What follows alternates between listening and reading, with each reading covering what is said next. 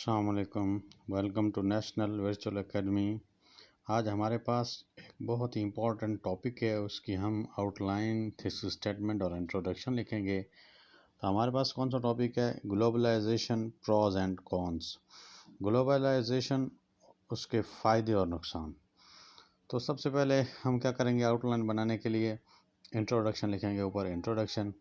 تو اس کے بعد ہم نے لکھا ہے تھیسس اسٹیٹمنٹ۔ تو انٹروڈکشن جو ہے یہاں اگر اوپر ہم لکھ دیتے ہیں تبھی بہتر ہے، اگر اوپر نہیں لکھتے تو ہم نیچے ہی جا کر لکھ سکتے ہیں۔ تو یہاں ہم تھیسس اسٹیٹمنٹ ضرور لکھیں گے۔ تو تھیسس اسٹیٹمنٹ کیا ہے؟ Globalization has change all the dynamics of the life, socio culture, economics, trade, politics and education. Nevertheless it faces some problems while dealing the aspects of the globalization. Hopefully in future these problems might be tackled by taking appropriate measures. مناسب قدم اٹھانے کے بعد یہ جو problems globalisation کے ہیں یہ حل ہو جائیں گے۔ نمبر 2 ہمارے پاس کیا ہے؟ Understanding the term globalization and its impact on international relations and politics. تو گلوبلائزیشن کے جو اس کو انڈرسٹینڈ کرنا اور اس کے جو امپیکٹس ہیں انٹرنیشنل ریلیشنس پہ اور پولیٹکس پہ، ان کو ایڈوانٹیج آف گلوبلائزیشن، مطلب پروز آف گلوبلائزیشن۔ تو پروز کون سے؟ Access to new markets.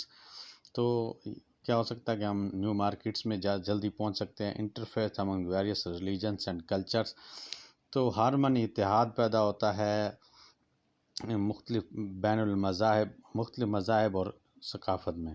The spread of technology and innovation, technology اور انوویشن پیدا ہوتی ہے۔ لوور کاسٹ آف پروڈکٹس کی کاسٹس کم ہوتی ہیں۔ Increased open minded and tolerance, برداشت پیدا ہوتی ہے، انسان کا ذہنی توازن بڑھتا ہے۔ Provision of high standard hygienic facilities, hygienic صحت کی سہولیات جو ہیں معیاری قسم کی میسر ہوتی ہیں۔ انکریزڈ فلو آف کیپٹل کا فلو جو ہے وہ بڑھتا ہے، آمد و رفت بڑھتی ہے۔ مینیجنگ امپلائی امیگریشن، جو امپلائر ہوتے ہیں ان کی امیگریشن، ان کی ہجرت کو مینیج کیا جا سکتا ہے۔ High standard of life style across the globe میں دنیا میں زندگی کے معیار کو بہتر بنایا جا سکتا ہے۔ کراس کلچر ایکسچینج ہوتی ہے کلچرز کی مختلف ممالک میں۔ ڈس ایڈوانٹیج آف گلوبلائزیشن، تو گلوبلائزیشن کے سائیڈ امپیکٹس کیا ہیں، سائیڈ ایفیکٹ کیا ہیں؟ تو کیا ہے؟ ان ایکول اکنامک گروتھ جو ہے ان میں ان ایکویلٹی پیدا ہوتی ہے۔ کچھ ممالک جو ہیں ماڈرن ممالک جو ہیں، انوویٹڈ کنٹریز جو ہیں، وہ اکانومی ان کی بہت اوپر چلے جاتی ہے۔ جو انڈر ڈیولپڈ کنٹریز ہیں وہ لاس میں ہوتے ہیں، جو ان پہ قرض بڑھتا ہے، ان پہ اور پریشر بڑھتا ہے۔ لیک آف لوکل بزنس جو ہوتا ہے اس پہ بہت پریشر پڑتا ہے۔ Regional paucity of commodities in third world countries میں جو شیوں کی خورد و نوش کی کمی پیدا ہوتی ہے۔ Cause of job displacement and alarming tone for survival of smaller business and trade. تو جاب ڈسپلیسمنٹ پیدا ہوتی ہے اور سروائیو کرنا چھوٹے بزنس اور کاروباروں کو انتہائی مشکل ہو جاتا ہے۔ Hybrid war, a tool of 5th generation war. Hybrid war جو ہے یہ انتہائی خطرناک قسم کی ایک وار ہے جو ٹول ہے 5th جنریشن وار کی۔ سو یہاں سے جو ہے یہ ایک بہت بڑا سائیڈ ایفیکٹ ہے جو اس گلوبلائزیشن کا۔ Menace of explosion of nuclear weapons کے چلنے کا سب سے زیادہ خطرہ ہے۔ تو نیوکلیئر ویپنس جو ہے وہ جس طرح جاپان میں ان کا استعمال کیا گیا تو ان کے استعمال کا انتہائی زیادہ خطرہ ہے۔ Global warming and destruction of nature, تو یہ گلوبل وارمنگ ہے یہ بھی اسی کا ہی نتیجہ ہے، اور ڈسٹرکشن آف نیچر جو تباہ ہو رہی ہے۔ ایکسپلائٹس آف چیپر لیبر مارکیٹس کی جو چیپر لیبر مارکیٹس ہیں ان کو بہت زیادہ نقصان ہو رہا ہے۔ Menace of rapid spread of disease and viruses, یہ وائرسز ہے، اس کی اسپیلنگ میں تھوڑا فرق ہے۔ تو خطرہ ہے کس کا؟ ڈیزیز اور وائرس کے بہت جلد پھیلنے کا۔ جس طرح کرونا وائرس 2020 میں پھیلی تھی، تو یہ کیس اسٹڈی میں آپ یہ بھی لکھ سکتے ہیں کہ کرونا وائرس کا پھیلاؤ۔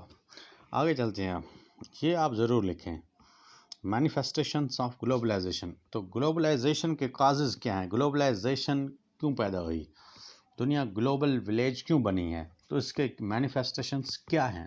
تو اگر یہ آپ بیچ میں اسٹانس لے لیتے ہیں تو میرے خیال سے آپ کی جو آؤٹ لائن ہے یہ انتہائی خوبصورت ہو جائے گی، اور جو آپ کا ریڈر ہے وہ سمجھے گا کہ اس نے اپنی آؤٹ لائن میں کی موتی پروئے ہیں. تو digitalization and innovation of technology and I T sector. Digitalization جو ہے انوویشن ہے ٹیکنالوجی میں اور آئی ٹی سیکٹر میں، اس کی وجہ سے گلوبلائزیشن پیدا ہوئی ہے. ایکسیس آف میڈیا کی جو موجودگی ہے اس کی وجہ سے. رول آف انٹرنیشنل آرگنائزیشنز کا جو کردار ہے لوگوں کو ملانے میں، کانفرنسز کرنے میں، سال میں ایک دو کانفرنسز ہوتی ہیں، ڈسکشن ہوتی ہیں معاملات پر، تو اس وجہ سے بھی گلوبلائزیشن پہ بہت افیکٹ پڑتا ہے. Race of super power and surgence of theories.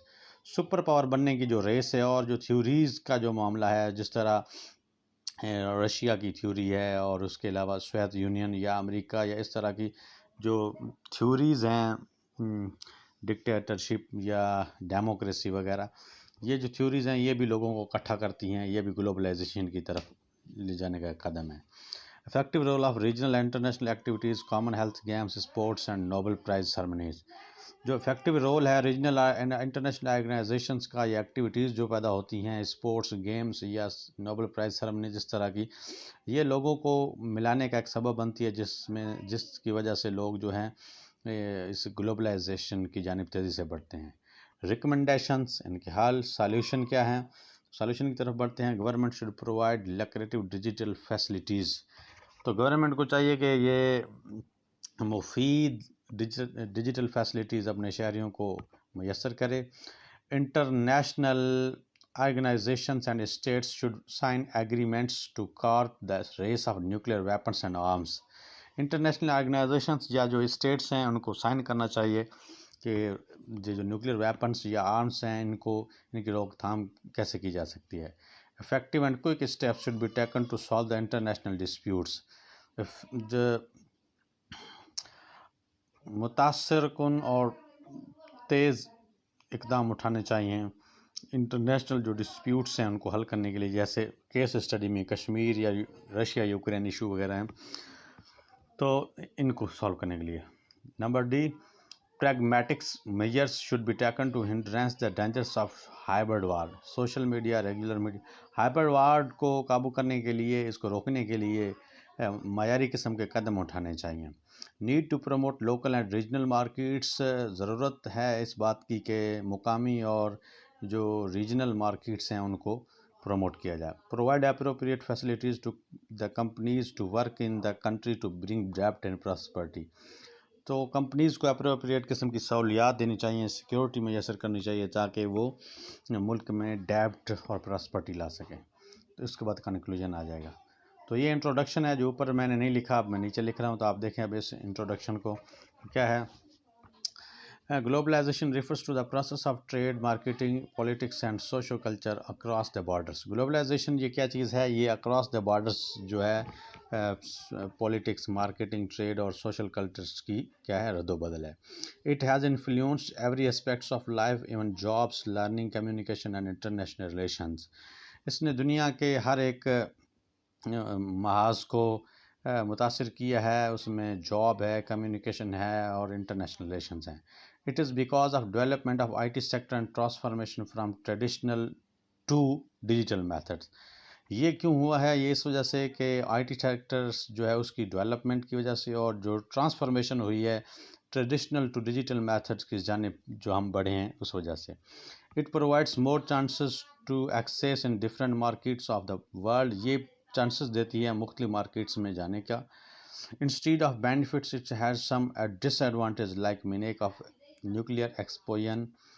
تو اس کے ساتھ ساتھ کچھ اس کے سائیڈ ایفیکٹس بھی ہیں، خطرات بھی ہیں. جس طرح خطرہ ہے نیوکلیئر ویپنس کے ایکسپلوژن کا، اسٹارک ایکٹیویٹیز آف ٹیررزم کی جو ایکٹیویٹیز ہیں ان کا خطرہ ہے. گلوبل وارمنگ ہے. In context of international powers کے درمیان میں، جس طرح امریکہ اور چائنا کے درمیان کانٹیسٹ ہے، تو یہ اس کے سائیڈ ایفیکٹ ہیں جو مستقبل میں بہت زیادہ خطرات کا سبب بن سکتے ہیں.